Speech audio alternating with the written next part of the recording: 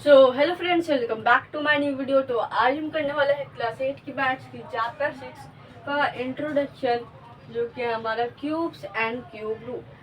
तो जैसे हमने चैप्टर 5 स्क्वायर रूट किया था, ये भी वैसे ही है थोड़ा बहुत। तो इसमें क्या होता है, मेनली इसमें बस स्क्वायर और स्क्वायर रूट सारी टेक्निक ऐसी होती है, बस इसमें स्क्वायर रूट मतलब क्यूब हो जाता है, मतलब एक और पेयर लगता है। अभी मैं बताता हूँ। तो पहले जैसे मैंने आपको पहले फिर चैप्टर 5 में बताया था कि कुछ स्क्वायर्स बताए थे, तो आप भी क्यूब्स में भी ना कुछ क्यूब्स याद कर लेना 1 to 10 तक शायद, मतलब आपके मदद करेंगे 1 to 10 तक। ठीक है, क्यूब। ठीक है, अब ये पहले स्क्वायर था तो 2 लगता था ऊपर, अब क्यूब है तो 3 लगेगा ऊपर।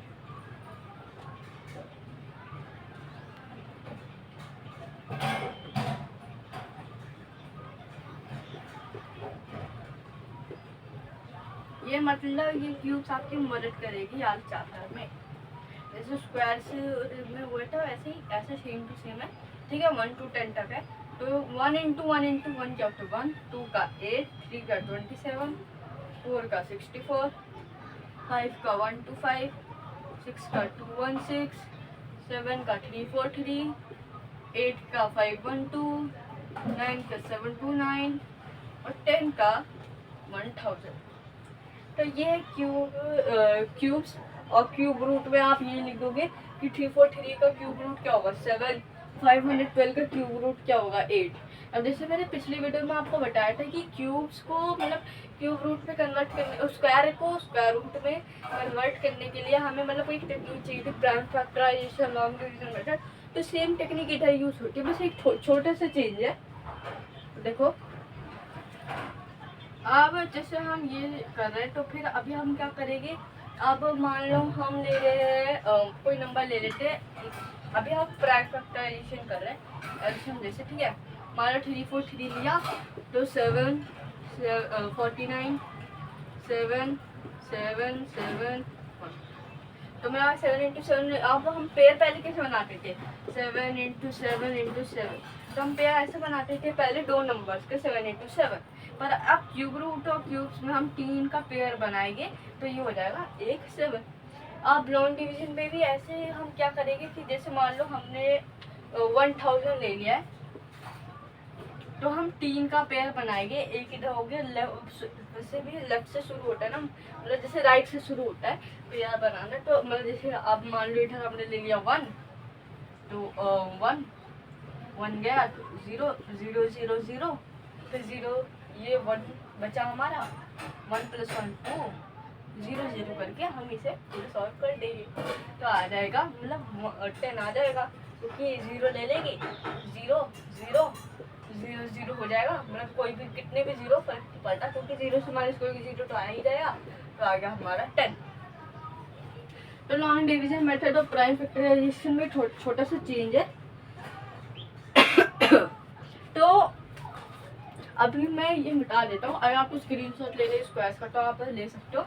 ये वैसे आप अगर गूगल में सर्च करोगे तो ऐसे भी मिल जाएगा। जैसे स्क्वायर्स में अगर आपको मतलब पूरा पढ़ना है एकदम, तो 30 तक याद रखो, 20 तक याद रखो स्क्वायर्स, और क्यूब्स 10 तक याद रख लोगे उतना भी चल जाएगा। ठीक है, मतलब हो जाते सब में। अब चलो बात करते हैं। हाँ, पिछली बार क्या पढ़ा था, हमने पढ़ा था एक मेथड था। ठीक है, जो हम जिसका नाम हमने मतलब उसमें हम क्या करते थे, नाम उसका है रिपीटेड सब्ट्रैक्शन मेथड। मतलब उसमें क्या होता था, बार बार एक नंबर को ऑड नंबर से माइनस करते थे, फिर और ऑड नंबर से माइनस करते थे, जितनी बार आता था वो उसको स्क्वायर रूट हो जाता था। तो जैसे हमने पिछली बार ये किया था ना, तो अब एक और चीज़ है, मतलब जैसे मैं बताता हूँ।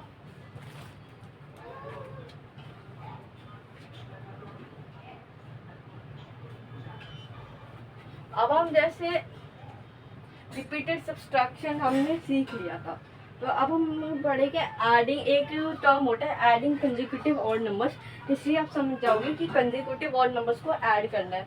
तो जैसे मान लो अगर हमें निकालना है कि 7 का क्यूब 5 का क्यूब क्या है। ठीक है, तो अब हम क्या करेंगे, 5 के क्यूब में 5 का क्यूब नहीं, चलो मान लो 3 का क्यूब क्या है। ठीक है, 3 का क्यूब तो 3 के क्यूब में हम जितनी बार मतलब 3 का क्यूब निकालना है, 5 का क्यूब निकालते तो 5 बारी प्लस करेंगे, 3 का क्यूब निकाल रहे तो 3 बारी प्लस करेंगे। तो पहला ऑड नंबर क्या होता है 1, दूसरा ऑड नंबर क्या होता है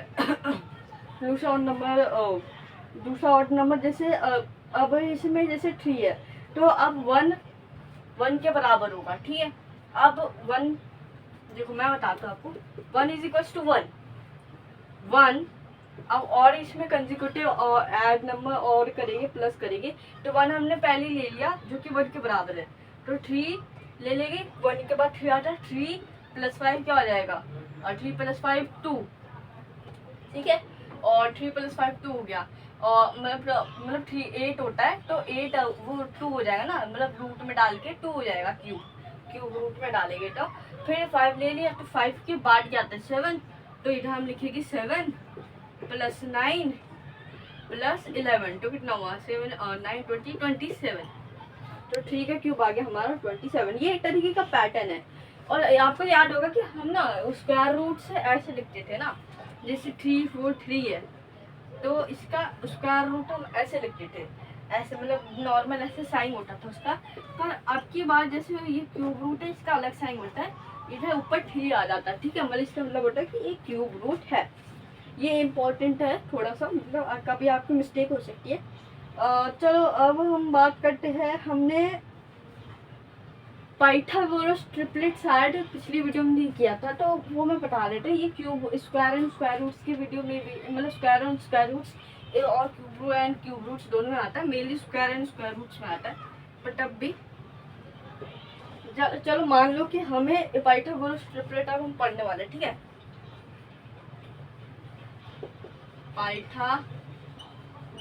पाइथागोरियन ट्रिपलेट।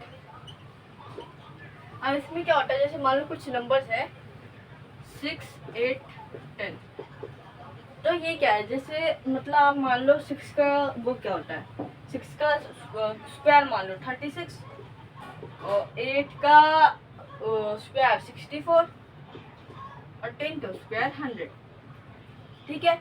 अब जैसे अब हम 36 और 64 को जोड़ेंगे तो क्या बनेगा 100, जो कि है 10 का स्क्वायर। मतलब अगर हमें मतलब ये पाइथागोरियन ट्रिपलेट पता होगा तो हम किसी का भी स्क्वायर निकाल सकते हैं अगर उसके रिलेशन में।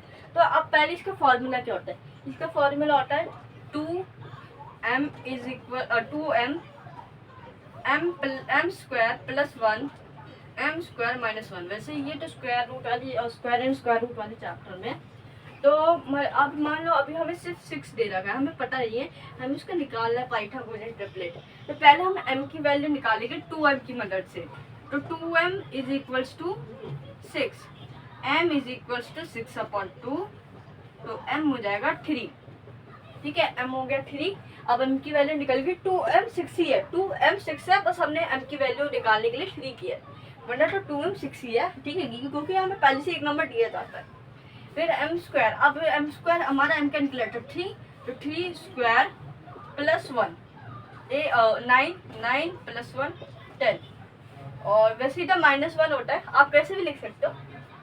और इधर एक और m स्क्वायर -1, तो एक तो हमारा इधर 10 आ गया, ठीक है, और एक बीच में क्या था 8, अभी 8 निकाल दो तो हम क्या हुआ 3 का स्क्वायर -1, 3 का स्क्वायर होता है 9 - 1 8, तो आ जाएगा 8, तो 8 बीच में लिख देते हैं। वैसे होते इधर माइनस आएगा इधर प्लस आएगा, किसी भी ऑर्डर में लिख सकते हो, तो वैसे करना, ठीक है। तो अब हमने पाइथागोरियन ट्रिपलेट भी कर लिया, परफेक्ट क्यूब, प्राइम फैक्टराइजेशन, ये सब कर लिया। और मैंने ये तो बता दिया था कि डिनोट किससे करते क्यूब रूट। वो मेन चीज़ है कि ये जो है ना, जैसे कि क्यूब रूट को ना डिनोट इससे करते हैं। अगर आप कोई आपको कुछ कर रहे हो, जैसे बोले कि find the cube root of 343, तो आपने पूरा स्टेप कर लिया। अब आप लिख रहे हो 343 = 7, तो गलत हो जाएगा, ये इधर ना क्यूब आना चाहिए, वरना आपको पूरा आंसर या फिर क्या कर पता आपके कुछ मार्क्स दे सकती है, या तो आपके जो टीचर एग्जाम में पूरे आंसर ही गलत कर देगी, क्योंकि आप स्क्वायर रूट नहीं क्यूब रूट निकाल रहे थे। तो हमने पूरे चैप्टर का इंट्रो कर लिया। तो आज की वीडियो के लिए बस इतना। Thank you for watching. If you like this video please subscribe and like this video. Bye bye.